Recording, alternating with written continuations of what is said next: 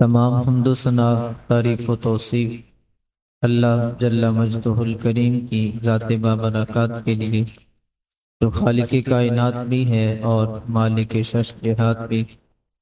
اللہ جل وعلا کی حمد و ثنا کے بعد حضور نبی اکرم شفیع رسول محتشم، اللہ کے پیارے، امت کے سہارے، رب کے محبوب، دانائے غیوب، مالک رکاب فخر ارب و عجم، والی کون و مکان، سیاہ لامکاں، سید انس و جاں، سرور لالا رخاں، سر نشین مہوشاں، شہنشاہ حسینہ، تتمہ دوراں، سرخیل زہرہ جمالاں، جلوہ صبح ازل، نور ذات لم یزل، باعث تکوین عالم، فخر آدم و بنی آدم، نئی رازدار ما اوہا، شاہد ما طغا، صاحب علم نشرہ، معصوم آمنہ، احمد مجتبیٰ، حضرت محمد مصطفیٰ صلی اللہ علیہ وآلہ وسلم کے حضور ناز میں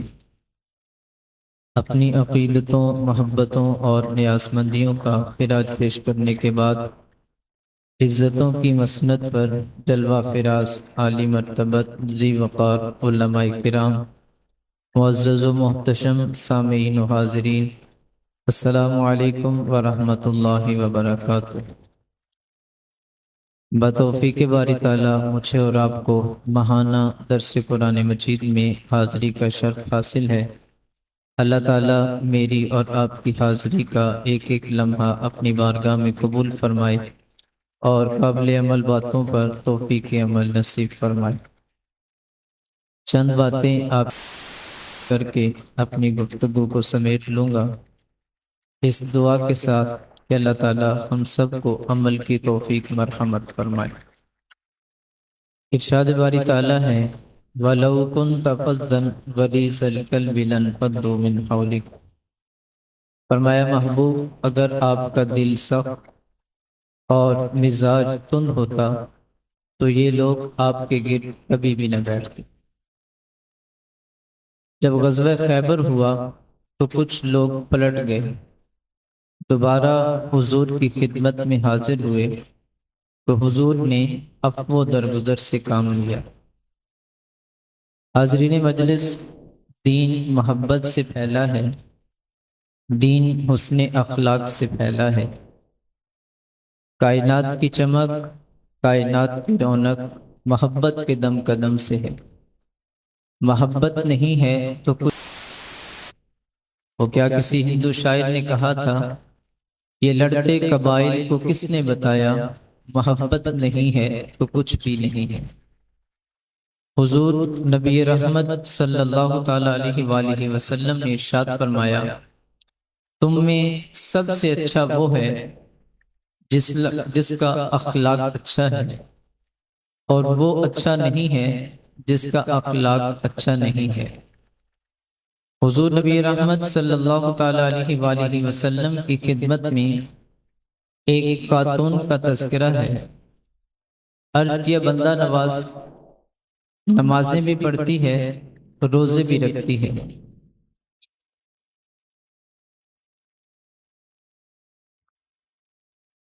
عرض کیا بندہ نواز نمازیں بھی پڑھتی ہے، روزے بھی رکھتی ہے، لیکن اس کے رویے سے اس کا جت میں ہے۔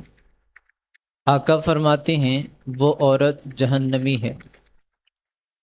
حضور نبی رحمت صلی اللہ تعالی علیہ وآلہ وسلم نے ہمسائے کے اتنے حقوق بیان فرمائے۔ حضور نبی کریم علیہ الصلاۃ والسلام ارشاد فرماتے ہیں کہ جبریل علیہ الصلاۃ والسلام میرے پاس اتنی مرتبہ تشریف لائے کہ مجھے وہم ہوا کہ کہیں وراثت کے اندر ہمسایوں کے حصے مقرر نہ کر دیے جائیں۔ ہمسایہ چاہے دیوار کا ہو یا سرحد کا ہو، بہت بڑی دولت ہوتا ہے۔ ایک بہت بڑے محدث تھے، تو ان کو بامر مجبوری اپنا مکان بیچ کر جانا پڑا۔ ان کے ہمسائے تھے جناب حضرت ابو حمزہ رضی اللہ تعالی عنہ جنہوں نے تو انہوں نے اپنے مکان کے باہر لکھوا کر لگا دیا مکان برائے فروخت، اور نیچے اس کی قیمت بھی لکھ دی۔ لکھا کہ 2000 میرے مکان کی قیمت ہے، مزید یہ لکھا کہ 2000 میں ابو حمزہ کی ہمسائیگی کر لوں گا۔ 4000 دینار دینے کے لیے لوگوں کی ایک لمبی لائن لگ گئی تھی۔ حضرت ابو حمزہ کو پتہ چلا کہ ان کا ہمسایہ بامر مجبوری اپنا مکان بیچ کر جانے والا ہے، تو آپ نے فوراً اپنے ملازم کو بلایا اور اسے 4000 دینار دیے اور کہا کہ جاؤ یہ میرے ہمسائے کو دے آنا، اور اسے کہنا یہ تو ویسے ہی رکھ لے لیکن مجھے چھوڑ کر نہ جانا۔ اچھا ہمسایہ اتنی بڑی دولت ہوتا ہے۔ اور یہ حضرت ابو حمزہ رضی اللہ تعالی عنہ اتنے بڑے محدث تھے کہ لوگ کہتے تھے کہ یہ نشہ بیچتے ہیں۔ وہ کوئی منشیات کا کام نہیں کرتے تھے، بلکہ جب حدیث رسول بیان کیا کرتے تھے تو لوگوں پہ نشہ طاری ہو جاتا تھا۔ تو اتنا اچھا ہمسایہ کسی کو میسر آ جائے تو یہ بہت بڑی دولت ہوتا ہے۔ آقا کریم علیہ الصلاۃ والسلام نے ارشاد فرمایا کہ گھر خریدنے سے پہلے ہمسایہ اور سفر کرنے سے پہلے ہم سفر دیکھ لیا کرو۔ حضرت سیدنا علی المرتضیٰ رضی اللہ تعالی عنہ ارشاد فرماتے ہیں کہ 5 چیزیں سعادت مندی کی نشانیاں ہیں۔ فرمایا کہ بیوی موافق ہو، بھائی متقی ہوں، بیٹے نیک ہوں، اور ان میں سے ایک ارشاد فرمایا کہ آدمی کو اس کا رزق اس کے شہر کے اندر میسر آ جائے، اور 5واں ارشاد فرمایا کہ اسے اچھے ہمسائے۔ تو یہ 5 چیزیں سعادت مندی کی نشانیاں ہیں۔ تو حضور کی خدمت میں خاتون کا تذکرہ ہے، نمازیں بھی پڑھتی ہے، روزے بھی رکھتی ہے، لیکن زبان کا زہر کوبرا سانپ سے بھی زیادہ زہریلا ہے۔ آقا فرماتے ہیں وہ عورت جہنمی ہے۔ اسی طرح ایک اور عورت کا تذکرہ ہوا، عرض کیا بندہ نواز معمول کی روزے ہیں، معمول کی نمازیں ہیں، لیکن اس کے رویے سے اس کا ہمسایہ خوش ہے۔ آقا فرماتے ہیں وہ عورت جنتی ہے۔ جنت کا معیار کیا ہے؟ میٹھے بول، اچھے اخلاق۔ انسان ہمیشہ محبت کی زبان یاد رکھتا ہے۔ حضور نبی رحمت صلی اللہ تعالیٰ علیہ وآلہ وسلم کا بچپن تھا، اور ایک کھائی تھی جس سے بچپن کے اندر بچے کبھی ادھر جاتے ہیں کبھی ادھر، اور ایک بچہ جو چھوٹا تھا اس سے وہ کھائی پار نہیں ہوتی تھی، تو ایک شخص جس کا نام رتن ہندی تھا، اور رتن ہندی یہ بعد میں صحابی بنے، اور ہندوستان کے اندر صرف ایک صحابی تھے جن کا نام رتن ہندی تھا۔ رتن ہندی نے اس بچے کو دیکھا تو اٹھا کر کھائی کے اس پار کھڑا کر دیا۔ حضور نبی رحمت صلی اللہ تعالیٰ علیہ وآلہ وسلم کا بچپن مبارک گزر گیا، لڑکپن گزرا۔ حضور نبی رحمت صلی اللہ تعالیٰ علیہ وآلہ وسلم نے اس احسان کو یاد رکھا، اور حضور نے جب اعلان نبوت فرمایا، رتن ہندی بوڑھے ہو چکے تھے، یہ اپنے گھر کی چھت پہ لیٹے تھے کہ انہوں نے اپنی آنکھوں کے ساتھ ایک ایسا منظر دیکھا کہ آپ نے دیکھا کہ چاند ٹکڑے ہوتا ہے اور آسمان جاتا ہے۔ آپ سمجھے شاید قیامت بپا ہو گئی، لیکن پھر تھوڑی دیر بعد دیکھا کہ چاند دوبارہ سے جڑ گیا۔ یہ گھر کے چھت سے نیچے اترے اور کچھ لوگوں سے ملاقات ہوئی جو شام سے سفر کر کے آئے تھے۔ کہا کہ آج عجیب منظر دیکھا ہے کہ مدینے کے اندر ایک ادعائے نبوت ہے جس نے اعلان نبوت کیا ہے، اور اس نے چاند کو قدموں میں بلایا ہے اور چاند کو ٹکڑے کر کے پھر اس کو جوڑا بھی ہے۔ رتن ہندی کے دل کے اندر خواہش پیدا ہوئی کیوں نہ اس محبوب کا دیدار کیا جائے۔ رتن ہندی اپنے گھر سے چلتے ہیں، حضور نبی رحمت صلی اللہ تعالیٰ علیہ وآلہ وسلم صحن حرم کے اندر تشریف فرما تھے اور رتن ہندی کو دور سے آتے دیکھا تو میرے حضور نے محبت کے بازو پھیلا دیے اور حضور رتن ہندی، کیا تو رتن ہندی ہے؟ عرض کیا حضور میں رتن ہندی ہوں، لیکن آپ نے کیسے جان لیا؟ کہا کہ مجھے اسی رب نے بتایا ہے جس نے مجھے نبی بنا کر بھیجا ہے۔ کہا کہ ایک مرتبہ بچپن کے اندر تم نے مجھے ایک کھائی سے اٹھا کر دوسری طرف کھڑا کیا تھا، آج میں تمہارے لیے یہاں پر بیٹھا ہوں کہ تمہیں جہنم کی کھائی سے پار کھڑا کر دوں۔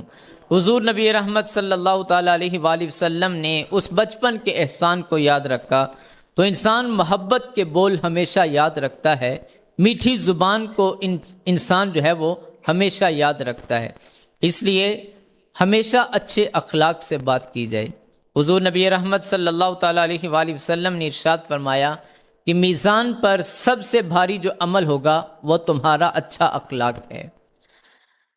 حضرت امام منصری الترغیب والترہیب کے اندر ایک روایت لائے ہیں، حدیث کے محدث ہیں، حدیث کی معتبر کتاب ہے۔ فرماتے ہیں کہ حضور کی خدمت میں ایک جوان حاضر ہوا جس کا نام نامی اسم گرامی حضرت جابر بن سلیم رضی اللہ تعالی عنہ تھا۔ حضرت جابر بن سلیم حضور نبی رحمت صلی اللہ تعالی علیہ وآلہ وسلم کی خدمت میں حاضر ہوئے، حضور کی میٹھی میٹھی باتیں سنی، من میں اتر گئیں۔ اللہ نے اپنے محبوب کو یہ کمال بخشا تھا کہ جو ایک مرتبہ حضور کے پاس جاتا تھا ان کے بول بہاروں جیسے اور اصحاب ستاروں جیسے، میٹھیاں میٹھیاں گلاں مدنی ڈھول دیاں، کنا دے وچ رہندیاں مشری گھول دیاں۔ حضور کی میٹھی میٹھی باتیں سنی، من میں اتر گئیں، ایمان نصیب ہوا۔ جاتے ہوئے حضور سے عرض کیا، حضور کچھ حکمت کے موتی میری جھولی میں بھی ڈال دیجئے۔ آقا کریم علیہ الصلاۃ والسلام نے ارشاد فرمایا، بن سلیم لا تسبن احدا۔ ہمارے خیال میں تو یہ گزرتا ہے کہ پہلی ملاقات کے اندر حضور نبی رحمت صلی اللہ تعالیٰ علیہ وآلہ وسلم نے حضرت جابر بن سلیم سے ارشاد فرمایا ہوگا، اے جابر بن سلیم 5 نمازیں پڑھا کرو، اگر اللہ نے مالک نصاب بنایا ہے تو اللہ کے گھر کا حج کرو، صاحب نصاب ہو تو زکوٰۃ ادا کرو اور روزے رکھا کرو۔ نہیں میرے دوست، اللہ کے رسول صلی اللہ علیہ وآلہ وسلم نے ارشاد فرمایا، اے جابر بن سلیم لا تسبن احدا، اے جابر بن سلیم کسی کو گالی مت دینا۔ حضور نے پہلی نصیحت کے اندر، پہلی ملاقات کے اندر اچھے اخلاق سکھائے۔ ارشاد فرمایا جابر بن سلیم کسی کو گالی مت دینا۔ حضرت جابر بن سلیم فرماتے ہیں کہ اس کے بعد سے میں نے کبھی کسی جانور، کمال تو یہ ہے نا کہ جو حضور نے ارشاد فرمایا اس پر پورا پہرا دیا جائے۔ محبت رسول کا تقاضا ہی یہ ہے کہ حضور نے جو ارشاد فرمایا اس پر مکمل طور پر عمل کیا جائے۔ اتباع رسول کا نام ہی تو محبت ہے۔ ان کی ہر سنت ہو ثاقب، جان و دل سے بھی عزیز، ان کی ذات میں یوں فنا ہو جائیے۔ تو حضور نبی رحمت صلی اللہ تعالیٰ علیہ وآلہ وسلم کی محبت اگر صحابہ سے سیکھنی ہے تو یوں سیکھو۔ حضرت ابو بکر صدیق رضی اللہ تعالیٰ عنہ اونٹ پر سوار تھے، تو حضرت ابو بکر صدیق رضی اللہ تعالیٰ عنہ جس اونٹ پر سوار تھے اس کی نکیل نیچے گر گئی، تو آپ نے اپنے اونٹ کو نیچے بٹھایا اور خود اونٹ سے نیچے اتر کر اونٹ کی نکیل پکڑی اور پھر جو ہے وہ سوار ہو گئے۔ کسی نے کہا صاحب آپ مجھے حکم کرتے، میں خود آپ کو نکیل اٹھا کر دے دیتا۔ حضرت ابو بکر صدیق عنہ ارشاد فرماتے ہیں کہ میں نے حضور کو ایک مرتبہ دیکھا تھا کہ ان کے اونٹ کی نکیل بھی گری تھی، حضور نے اونٹ کو نیچے بٹھایا، خود نیچے اترے اور نکیل اٹھا کر حضور پھر اس پر سوار ہو گئے۔ حضور نے مجھے نہیں ارشاد فرمایا کہ تم نکیل اٹھا کر پکڑاؤ، تو کہا کہ میں تو حضور کی ادا کو دیکھ رہا تھا، میں تو ان کی محبت میں جو ہے وہ وارفتہ تھا، اس وجہ سے میں نے مناسب نہیں سمجھا کہ میں کسی اور کو کہوں کہ تم مجھے نکیل اٹھا کر دو۔ حضرت سیدنا فاروق اعظم رضی اللہ تعالی عنہ آپ طواف کرتے کرتے جب حجر اسود کے پاس پہنچے، حجر اسود کو مخاطب کر کے ارشاد فرماتے ہیں، اے حجر اسود نہ تو کسی کو نفع دے سکتا ہے نہ کسی کو نقصان دے سکتا ہے، لیکن عمر تجھے اس وجہ سے چوم رہا ہے کہ میرے آقا نے تجھے چوما ہے۔ اور حضرت عمر رضی اللہ تعالی عنہ پھر حجر اسود کو بوسہ دیتے ہیں۔ حضرت غنی رضی اللہ تعالی عنہ آپ حضور نبی رحمت صلی اللہ تعالی علیہ وآلہ وسلم کی ہر سنت پر عمل کرنے کی کوشش کرتے۔ حضرت سیدنا علی المرتضیٰ رضی اللہ تعالی عنہ کو کسی نے دیکھا کہ آپ درخت کے نیچے سے گزر رہے تھے، تو آپ کا قد مبارک قدرے چھوٹا تھا، اور حضور نبی کریم علیہ الصلوۃ والسلام کا قد مبارک جو ہے وہ اونچا تھا، اور حضور نبی کریم علیہ الصلوۃ والسلام کے قد رانا کے بارے میں آتا ہے کہ حضور ہزاروں صحابہ کے سامنے تشریف فرما ہوتے، ان کے درمیان تشریف فرما ہوتے، تو بھی حضور کے کندھے سارے صحابہ کے سروں سے اوپر نظر آتے تھے۔ جن کو رب بلند کرے پھر انہیں کون نیچے کر سکتا ہے؟ تو حضور نبی کریم علیہ الصلوۃ والسلام کو دیکھا تھا، حضرت علی رضی اللہ تعالیٰ عنہ درخت کے نیچے سے گزرے تو سر کو جھکا کر گزرے۔ کسی نے کہا صاحب آپ یہاں سے نیچے ہو کر کیوں گزرے ہیں؟ کہا مجھے نہیں پتا، میں نے ایک مرتبہ حضور کو دیکھا تھا، کریم علیہ الصلوۃ والسلام بھی اس درخت کے نیچے سے یوں جھک کر گزرے تھے، تو میں تو ان کی سنت ادا کر رہا تھا۔ ہم نے قطرہ دیکھا نہ کبھی دریا پہ غور کیا، ہم نے قطرہ دیکھا نہ کبھی دریا پہ غور کیا، بس جہاں تیری جھلک نظر آئی وہیں ڈوب گئے۔ کہا کہ اس درخت کو کون دیکھتا ہے، میں تو حضور کی سنت کو ادا کر رہا تھا۔ تو حضور سے اتنی محبت کرتے تھے۔ حضرت جابر بن سلیم رضی اللہ تعالیٰ عنہ کو حضور نے وصیت فرمائی، جابر بن سلیم کسی کو گالی مت دینا۔ حضرت جابر بن سلیم فرماتے کہ اس کے بعد میں نے کبھی کسی جانور کو بھی گالی نہیں دی۔ حضور نے ارشاد فرمایا کہ مرغ کو گالی نہ دو، کیوں؟ اس لیے کہ وہ تمہیں نماز کے لیے اٹھاتا ہے۔ حضور نے فرمایا کہ مرغے کو گالی نہ دو، اس لیے کہ وہ تمہیں نماز کے لیے اٹھاتا ہے۔ لیکن ہمارے معاشرے کا ماحول ایسا ہے کہ لوگ علماء کو گالیاں دیتے ہیں، جو لوگوں کو دین سکھاتے ہیں، اور جسے استنجا کرنے کا بھی پتہ نہیں، بھی عالم دین کے بارے میں جو منہ میں آتا ہے کہہ دیتا ہے۔ تو فرمایا کہ پسو کو بھی گالی نہ دو۔ اور بدقسمتی سے ہمارا معاشرہ ایسا ہے کہ ہمارے بچے بولنا سیکھتے ہیں تو گالیاں سیکھتے ہیں، اور باپ بچوں کو گالیاں دیتا ہے، اور بچپن میں سیکھی ہوئی گالیاں بڑا ہو کر وہ پھر ماں باپ کو بھی گالی دیتا ہے۔ تو فرمایا لا تسبن احدا، اے جابر بن سلیم کسی کو گالی مت دینا۔ تعلیم تو یہ ہے کہ کسی پر لعنت بھی مت کرو۔ حضرت سیدنا صدیق اکبر رضی اللہ تعالی عنہ نے ایک مرتبہ غلام پر غصہ آیا تو غلام کو ملامت کر دی۔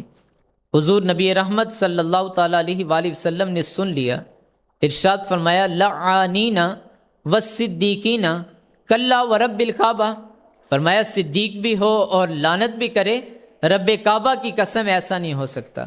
حضرت سیدنا ابو بکر صدیق رضی اللہ تعالی عنہ میں شرمسار ہوئے اور اپنے اس غلام کو کفارے کے طور پر آزاد فرما دیا۔ تو حضرت جابر بن سلیم کو پہلی وصیت فرمائی، فرمایا جابر بن سلیم کسی کو گالی مت دینا۔ حضرت جابر بن سلیم رضی اللہ تعالی عنہ کو حضور نے ایک اور وصیت فرمائی، ارشاد فرمایا جابر بن سلیم نیکی کو حقیر مت سمجھنا۔ لیکن ہم لوگ گزر جاتے ہیں اس خیال سے کہ بھلا اس نیکی کا اجر کیا ہوگا۔ حضور نبی رحمت صلی اللہ تعالیٰ علیہ وآلہ وسلم کو اللہ تعالیٰ نے آپ کی امت کو بخشنے کے بے شمار بہانے رکھے۔ رحمت یہاں بہانہ می چویت، اللہ کی رحمت تو بخشنے کے بہانے تلاش کرتی ہے۔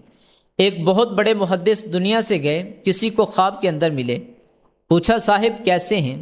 کہا کہ آسودہ حال ہوں، قبر جنت کے باغوں میں سے باغ ہے۔ پوچھا کہ آپ کی بخشش کا وسیلہ زندگی کا کون سا واقعہ بنا؟ کہا کہ ایک چھوٹا کیا؟ کہا میں ایک دن حدیث لکھنے بیٹھا تھا تو میں نے جب سیاہی کے اندر قلم کو ڈبویا اور جب باہر نکالا تو اس پر ایک مکھی آ کر بیٹھ گئی، تو میں اس خیال سے حدیث لکھنے سے رک گیا کہ یہ اللہ کی مخلوق ہے، اپنے پیٹ کی پیاس بجھا لے، میں پھر حدیث لکھ لوں گا۔ کہا اللہ کو میری یہی ادا پسند آئی، اللہ نے میری بخشش فرما دی۔ تو فرمایا جابر بن سلیم نیکی کو حقیر مت سمجھنا۔ حضرت جابر بن سلیم رضی اللہ تعالی عنہ کو حضور نے تیسری وصیت فرمائی، ارشاد فرمایا جابر بن سلیم جس سے بھی ملو تو خندہ پیشانی سے ملو۔ ہم لوگ سٹیٹس کو باہر رکھتے ہیں، ہم مذہبی لوگ ہیں، کوئی ہمارے پاس ٹائم لینے کے لیے آ جائے تو ہم ٹائم ہی نہیں دیتے، کوئی مسئلہ پوچھنے کے لیے آ جائے تو ہم مسئلہ نہیں بتاتے، اور کوئی شخص اتنا لمبا سفر کر کے ہمارے پاس پہنچتا ہے، کوئی شخص منڈی بہاؤدین ایک کراچی سے چلا ہے، ایک ملتان سے چلا ہے، وہ اتنا طویل سفر کر کے ہمارے پاس اپنے من کا دکھڑا کہنے آیا تھا، لیکن اسے اس کی حیثیت کے مطابق کہ اس کے پاس تو صرف آنے جانے کا کرایہ ہے، اسے تسبیح دے کر مسجد کی نکڑ کے اندر بٹھا دیا جاتا ہے کہ یہاں پر بیٹھ کر 1.25 لاکھ مرتبہ کلمہ شریف پڑھو، درود پاک کا وظیفہ کرو۔ میاں وظائف کی تو پہلے ہی کمی نہیں تھی، اسے پتہ ہے کلمہ شریف پڑھنا ہے، درود پاک پڑھنا ہے اور آیا کریمہ پڑھنی ہے۔ وہ تو اپنے من کا دکھڑا کہنے آیا تھا، وہ تو کوئی کندھا تلاش کرنے آیا تھا جس پر سر رکھ کر وہ روئے، لیکن اسے اس کی حیثیت ارشاد فرمایا تھا کہ تسلیم کے بعد تحقیق گمراہی ہوتی ہے۔ اس نے تو دل سے اپنا کہا تھا اور وہ اپنے من کا دکھڑا کہنے آیا تھا، لیکن وہ شخص اپنی آنکھوں کے ساتھ ایک منظر دیکھتا ہے کہ ایک شخص کلف لگے کپڑوں میں آتا ہے جس کے آگے پیچھے خدام ہیں، اور وہ سیدھا پیر صاحب کے حجرے کے اندر چلا جاتا ہے، اور پیر صاحب اٹھ کر استقبال بھی کرتے ہیں، اور وہ شخص اپنے کانوں سے یہ بات سنتا ہے کہ حضرت آپ نے آنے کی زحمت کیوں کی، مجھے کہا ہوتا میں خود آپ کی چوکھٹ پر حاضر ہو جاتا۔ تو بھلا بتاؤ، جو زخم اس شخص کے دل پر لگے جو مسجد کی نکڑ میں بیٹھا وظائف کے اندر مشغول تھا، اگر ہمارے رویے یہ ہوئے تو لوگوں کو دین کہاں سے ملے گا؟ تو ارشاد فرمایا جابر بن سلیم، جس سے بھی ملو تو خندہ پیشانی سے ملو۔ ایک حضور نبی علیہ وآلہ وسلم عید کے دن عیدگاہ کی طرف تشریف لے کر جا رہے تھے، سر راہ کھیل کا ایک میدان آیا، بچے عید کی خوشیوں میں مشغول تھے، اور ایک جانب عجیب تماشا تھا کہ ایک بچہ جس کا لباس پھٹا ہوا تھا، آنکھیں نمناک تھیں، وہ ایک طرف کھڑا رو رہا تھا۔ حضور نبی کریم علیہ الصلوۃ والسلام کے قدمین شریفین وہیں پر رک گئے۔ حضور عیدگاہ نہیں جاتے ہیں۔ حضور اس بچے کے پاس گئے اور پوچھا کہ بیٹا کیا ہوا، تم کیوں رو رہے ہو؟ شاید وہ حضور کو پہچان نہ پایا اور کہا کہ میرا باپ فلاں غزوے کے اندر شہید ہو گیا، ماں نے دوسرا نکاح کر لیا اور ستیلے باپ نے میرے مال پر قبضہ کر لیا، میں یتیم ہوں، اس وجہ سے رو رہا ہوں۔ حضور نبی رحمت صلی اللہ تعالیٰ علیہ وآلہ وسلم نے ارشاد فرمایا، اے بیٹے، کیا تو اس بات پر راضی نہیں ہے کہ محمد تمہارے باپ لگیں، عائشہ فاطمہ تمہاری بہن لگیں، علی تمہارے چچا لگیں، حسن و حسین تمہارے بھائی لگیں؟ وہ بچہ دل ہی دل میں کہتا ہے اگر یہ رشتے میرے ہیں تو پھر مجھے اور کیا چاہیے۔ حضور عیدگاہ نہیں جاتے ہیں۔ حضور نے اس بچے کو لیا اور حضور گھر تشریف لے گئے۔ حالانکہ لوگ حضور کا انتظار کر رہے ہیں عیدگاہ کے اندر، لیکن حضور گھر گئے، اسے اچھا کھانا دیا، اچھا لباس دیا، اور پھر اچھا لباس پہنا کر ایک انگلی کے ساتھ حسن و حسین کو تھاما ہے تو دوسری انگلی کے ساتھ اس یتیم بچے کو تھاما ہے۔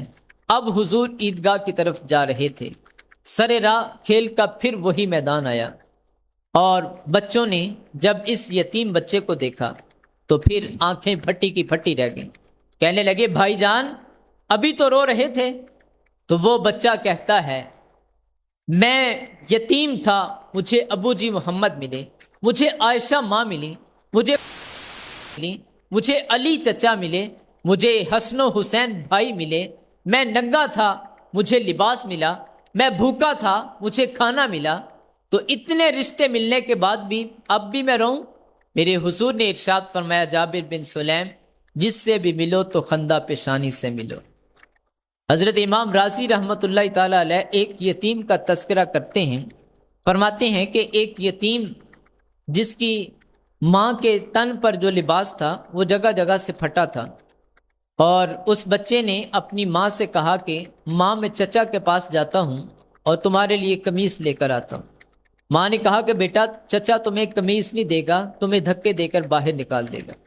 تو بچپنے کی معصومیت تھی، ماں سے الجھ بیٹھا، کہا کہ ماں میرے چچا پر میرے بہت سے حقوق بنتے ہیں، میں آپ کے لیے قمیص لے کر آؤں گا۔ ماں نے کہا کہ بیٹا قمیص نہیں دے گا، تمہیں دھکے دے کر نکال دے گا۔ خیر وہ گھر سے چلا گیا، کے دروازے پر پہنچا، دستک دی، چچا کے بیٹوں سے ملاقات ہوئی تو کیا کل کے لیے کوئی اس نے پلان بنایا تھا؟ کیا وہ کھیل کود میں مشغول ہو گیا تھا؟ نہیں میرے دوست، اس نے یقیناً یہی کہا ہوگا کہ مجھے ماں کے لیے لباس چاہیے۔ ابھی یہ باتیں ہو رہی تھی کہ چچا بھی آ گیا۔ چچا نے اپنے یتیم بھتیجے کو دیکھا تو کیا اسے بچھڑا ہوا بھائی یاد آ گیا؟ نہیں میرے دوست، اس نے اپنے بچوں کو گھر کے اندر بھیجا اور اس یتیم کو دھکے دے کر باہر نکالتے ہوئے کہا کہ منحوس پلٹ جا، کہیں تیری نحوست کی وجہ سے میرے بچے بھی یتیم نہ ہو جائیں۔ یہ بچہ لڑکھڑاتے ہوئے قدم لے کر، آنکھوں میں آنسو لے کر وہاں سے نکلتا ہے اور آبگینہ دل ٹوٹ چکا تھا۔ ماں نے کہا تھا کہ بیٹا عرب کا جو دستور ہے، عرب کا رسم و رواج اتنا گیا گزرا ہے، چچا قمیص نہیں دے گا، تمہیں دھکے دے کر باہر نکال دے گا۔ یہ یتیم بچہ روتا جا رہا تھا، سر راہ حضور کے ایک غلام سے ملاقات ہوئی تو حضور کے اس ملنے والے غلام نے کہا کہ بیٹا کیا ہوا، کیوں رو رہے ہو؟ کہا کہ یتیم ہوں، دھکے کھا کر آیا ہوں، مجھے عرب کی تلخ ہواؤں نے رلا دیا، مجھے عرب کے اس رسم و رواج نے رلا دیا۔ کہا کہ بیٹا کیا ہوا؟ رونے کی ضرورت نہیں ہے، ایک ایسا بھی ہے جو مانگو کہ وہ عطا کرتے ہیں۔ اور کہا کہ وہ نبیوں میں رحمت لقب پانے والا، مرادیں غریبوں کی بر لانے والا، وہ اپنے پرائے کا غم کھانے والا، وہ نبیوں میں رحمت لقب پانے والا، مرادیں غریبوں کی بر لانے والا، وہ اپنے پرائے کا غم کھانے والا، مصیبت میں غیروں کے کام آنے والا۔ کہا کہ ایک ایسا ہے جو مانگو گے عطا کرتے ہیں۔ کہا کہ اس کا نام کیا ہے؟ کہا زمانہ اس کو محمد صلی اللہ علیہ وآلہ وسلم کے نام سے یاد کرتا ہے۔ یہ یتیم بچہ ماں کو بتایا کہ چچا نے قمیص نہیں دی، اور ماں نے کہا کہ بیٹا میں نے تمہیں کہا تھا چچا قمیص نہیں دے گا، دھکے دے کر نکال دے گا۔ تو ماں سے کہا کہ ماں ابھی عرب کا جو معاشرہ ہے اتنا گیا گزرا نہیں، سنا ہے ایک ایسا بھی ہے جو مانگو وہ عطا کرتے ہیں۔ کہا کہ بیٹا اس کا نام کیا ہے؟ کہا ماں اس کا نام محمد ہے۔ کہا کہ بیٹا میں تجھے نہیں جانے دوں گی۔ کہا کیوں نہیں جانے دو گی؟ کہا کہ سنا ہے جو ان کے پاس ایک مرتبہ جاتا ہے اپنا دین دھرم بھول بیٹھتا ہے۔ کہا کہ ماں میں نے کون سا ان کا کلمہ پڑھنا ہے، آپ کے لیے قمیص لینی ہے، اور اگر قمیص دے دیں گے تو لے آؤں گا، وگرنہ واپس پلٹ آؤں گا۔ یہ یتیم بچہ پھر ماں سے جھگڑ کر حضور کی چوکھٹ پر پہنچا۔ اب حضور کی چوکھٹ پر جا کر اس نے کیا کہا؟ سائل ہمارے دروازوں پر بھی آتے ہیں اور کیا کچھ نہیں کہتے، چودھری صاحب، سیٹھ صاحب، اور نہ جانے کیا کیا القاب، بچوں کو دعائیں، کاروبار کو دعائیں، گھر بار کے لیے دعائیں، تب جا کر چند آنے یا مٹھی آٹا ملتا ہے۔ لیکن اس یتیم بچے نے حضور کی چوکھٹ پر جا کر کہا جناب والا مجھے آپ کا کلمہ نہیں پڑھنا، میری ماں کے تن پر جو لباس ہے جگہ جگہ سے پھٹا ہوا ہے، مجھے ماں کے لیے قمیص چاہیے۔ میرے حضور اپنی چادر رحمت اتارتے ہیں، اس یتیم بچے کی طرف بڑھاتے ہوئے ارشاد فرماتے ہیں کہ یہ لو بیٹا اپنی ماں کے لیے لے جاؤ، اور حضور شفقت کے بازو کھول دیتے ہیں، ارشاد فرماتے ہیں آ بیٹے میں محمد کے سینے سے لگ جا۔ تو فرمایا جابر بن سلیم جس سے بھی ملو تو خندہ پیشانی سے ملو۔ لیکن ہم لوگ جو ہیں ہم تو کسی سے سیدھے منہ بات بھی نہیں کرتے ہیں، ہم سلام بھی لیتے ہیں تو اپنے پیر بھائی کے ساتھ سلام لیتے ہیں، اور اس کا تو ہاتھ بھی دباتے ہیں کہ یہ میرا پیر بھائی ہے، اور دوسرے مسلمان آدھا ہاتھ بڑھا کر سلام لیتے ہیں اور اس کی طرف جو ہے وہ نظریں ملاتے بھی نہیں ہیں، پورا ہاتھ سے سلام بھی نہیں لیتے ہیں۔ تو حضور نے تو ارشاد فرمایا جابر بن سلیم جس سے بھی ملو تو خندہ پیشانی سے ملو۔ کسی کو حضرت جابر بن سلیم رضی اللہ تعالی عنہ سے حضور نبی رحمت صلی اللہ تعالی علیہ وآلہ وسلم نے ایک اور وصیت فرمائی، ارشاد فرمایا جابر بن سلیم کسی کو شرمندہ مت کرنا۔ ہم لوگ قدم قدم پر شرمندہ کرتے ہیں۔ کوئی شخص گناہ چھوڑ کر مسجد کے اندر آتا ہے تو اللہ تعالیٰ نے اسے توفیق عطا فرمائی، ہمیں تو خوش ہونا چاہیے تھا کہ وہ مسجد کی آبادی کا سبب بنائے، لیکن ہم مسجد میں بھی اسے ذلیل و رسوا کرتے ہیں۔ ہم کہتے ہیں کہ لو 100 چوہے کھا کے بلی حج نو چلی. میاں تینوں مسجد آرا کنے بخایا؟ میاں اسی رب نے جس نے تمہیں دکھایا ہے. ہم اسے مسجد میں بھی تان و تشریح سے باز نہیں آتے. ہم کہتے ہیں کہ چور چوری چھوڑ دیتا، پھر نہیں چھوڑتا. میاں مسجد میں جوتے چرانے آئے ہو؟ تو وہ شخص مسجد میں دوبارہ آنے کی زحمت نہیں کرتا. اگر کوئی شخص بھول کر مسجد میں آتا ہے اور موبائل بند کرنا بھول جاتا ہے، نماز کے اندر اس کا موبائل بجتا ہے، سلام پھیرنے کے بعد سارے لوگ اس کی طرف آنکھیں پھاڑ پھاڑ کر دیکھتے ہیں. وہ شخص جو ہے وہ زمین کے اندر دھنس جانا پسند کرتا ہے اور وہ دوبارہ مسجد میں آنے کی زحمت نہیں کرتا.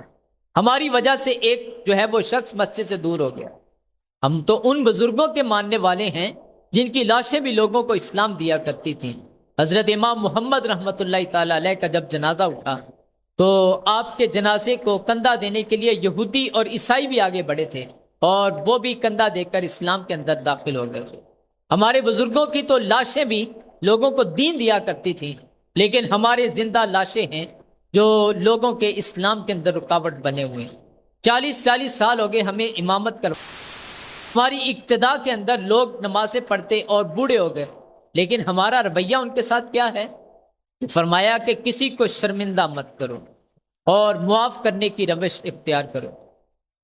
حضرت کریم آقا علیہ الصلوۃ والسلام کی اقتدا میں صحابہ نماز پڑھنے کے لیے جمع ہوئے. حضرت عبداللہ ابن عباس رضی اللہ تعالیٰ عنہما کی روایت فرماتے ہیں کہ عین نماز کا وقت ہوا تو کسی صاحب کی ہوا خارج ہو گئی. تو حضرت عبداللہ ابن عباس عرض کرتے ہیں حضور اگر آپ حکم دیں تو ہم سارے جا کر وضو نہ کر رہے ہیں. اگر کوئی شخص مجمع کے اندر کسی کی ہوا خارج ہوتی ہے تو وہ شخص مجمع سے اٹھ کر جاتا وضو کرنے کے لیے تو وہ شرمندہ ہوتا اور لوگ اسے جو ہے وہ تان و تشنیع سے ملاحظہ کرتے. لیکن حضور نبی کریم علیہ الصلوۃ والسلام خوش ہوتے ہیں اور ارشاد فرماتے کہ جاؤ وضو کر رہا ہو.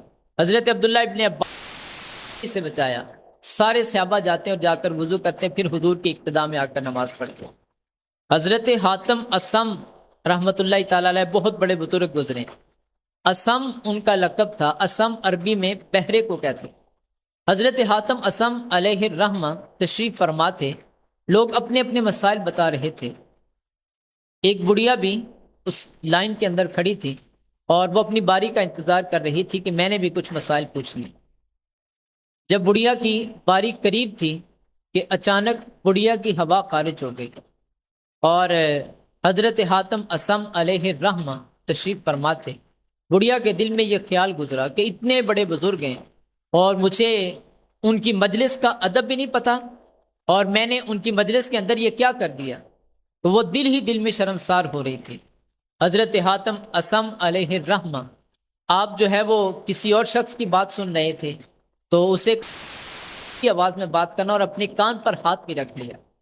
بڑھیا نے جب یہ دیکھا تو دل ہی دل میں خوش ہو گئی کہ حضرت حاتم اسم تو بہرے ہیں، انہوں نے میری آواز کو نہیں سنا. حضرت حاتم اسم علیہ الرحمہ جان بوجھ کر جو ہے وہ بہرے بنے اور ساری زندگی آپ نے اسی کام میں گزار دی، بہرے بن کر گزار دی کہ کہیں زندگی میں دوبارہ اس بڑھیا کو پتہ چلا کہ یہ بہرے نہیں تھے، جان بوجھ کر بنے ہیں تو پھر شرمندہ ہوگی. تو آپ نے شرمندگی سے بچایا. فرمایا جابر بن سلیم کسی کو شرمندہ مت کرنا اور فرمایا کہ معاف کرنے کی روش کو اختیار کرنا.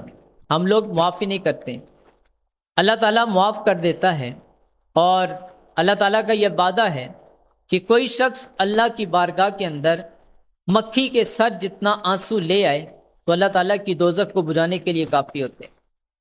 تو اللہ تعالیٰ اسے معاف فرما دیتا ہے، لیکن ہم کسی کو معاف نہیں کرتے. اللہ نے توبہ کا دروازہ انسان کے لیے کھول کر رکھا ہے.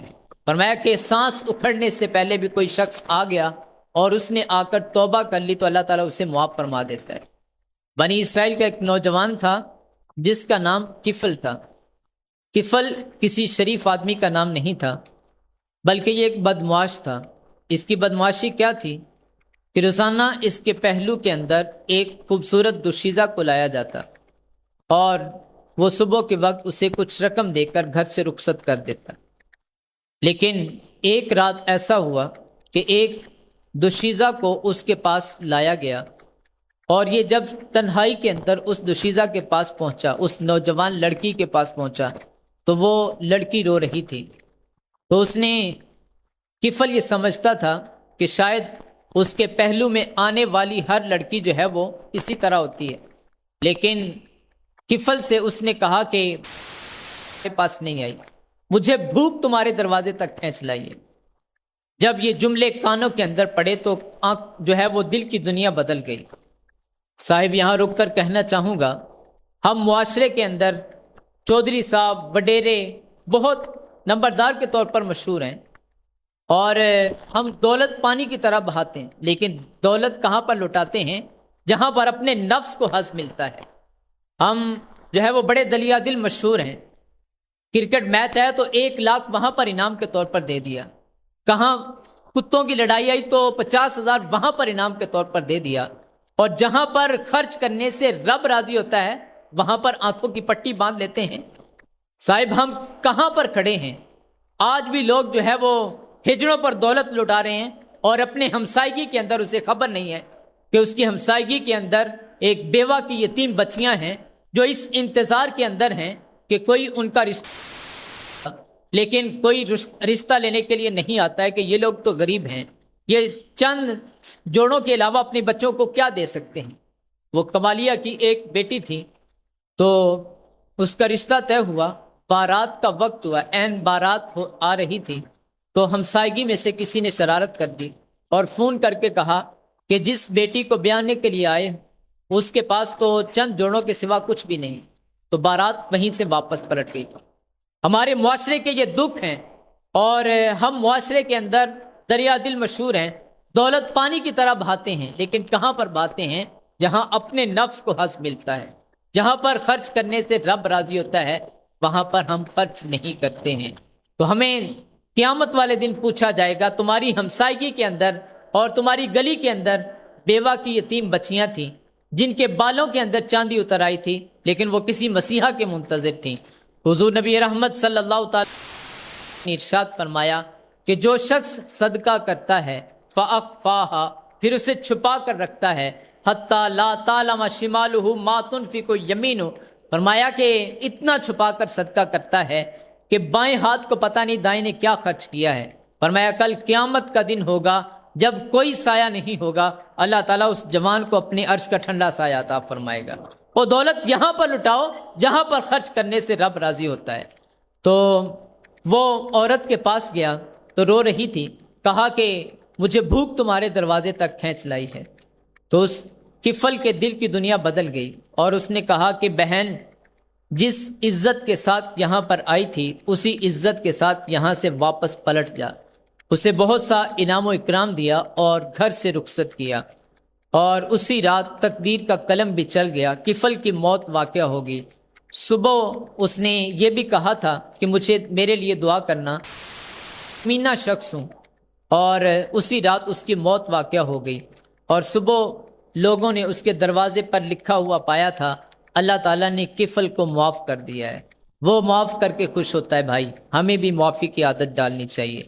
ہمارے معاشرے کا دکھ تو یہ ہے کہ بہن اپنے بیٹے کی بارات لے کر جانا چاہتی ہے، بھائی ناراض ہے، اور بہن رات کے وقت بھائی کے دروازے پر جاتی ہے اور اس سے جا کر معافی طلب کرتی ہے کہ بھائی ساری غلطیاں میری ہیں، صبح میرے بیٹے کی بارات ہے، میں اپنی بیٹے کی بارات تمہارے بغیر نہیں لے کر جا سکتی۔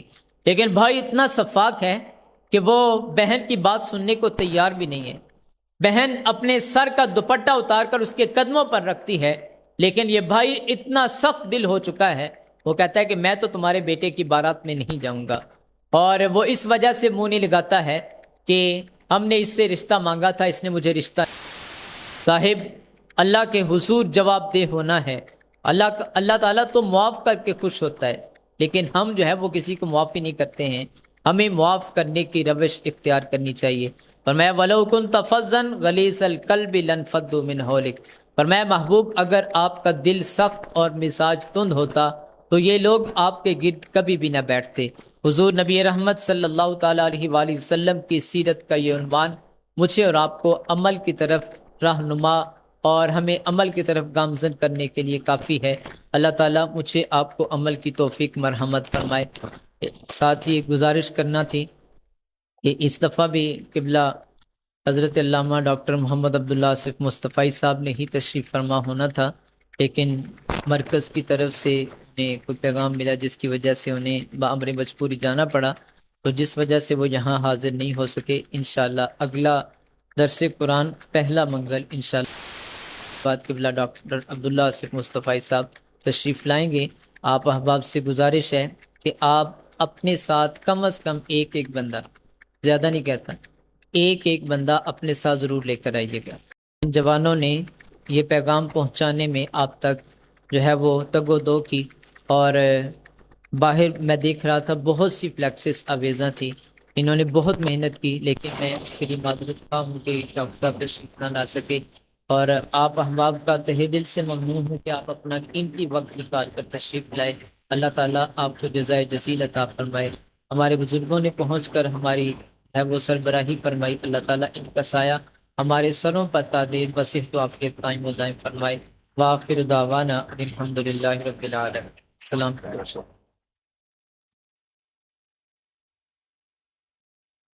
مصطفیٰ رحمت کو سلام، مصطفیٰ جان رحمت کو سلام، ہم کہیں یا نبی وہ کہیں امتی، ہم کہیں یا نبی وہ کہیں امتی، امتی تیری قسمت لاکھوں سلام، مصطفیٰ جان رحمت لاکھوں سلام، شمع بز میں ہدایت پہ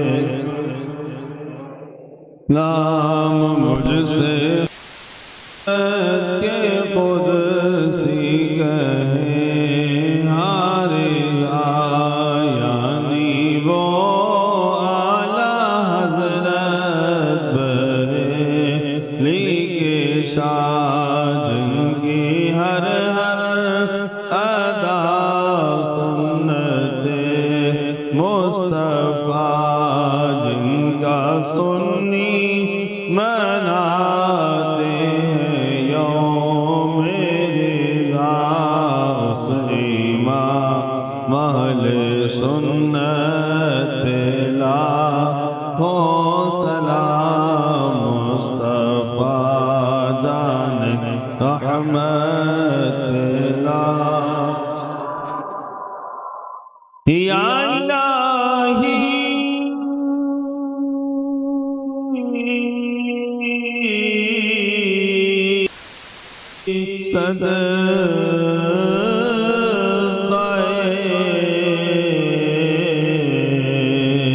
آل رسول، صدقہ زہرا بطول، یہ سلام آج زانا ہو قبول۔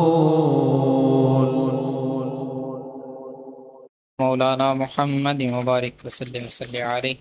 یا الہ العالمین اٹھے ہاتھ پھیلی چولیاں رحمتوں سے بھر دے۔ یا اللہ کریم مقدر کی خزائیں رخصت فرما کر وقت کی بہار نصیب فرما۔ جیے تو تیرے دین کے لیے، مرے تو تیرے دین کے لیے، زندگی کی آخری سانس تک تیرے رسول کے وفادار رہیں۔ یا الہ العالمین ہر قلت، ہر علت، ہر ذلت سے رہائی دے دے، اپنے پاک نبی کے در کی گدائی دے دے۔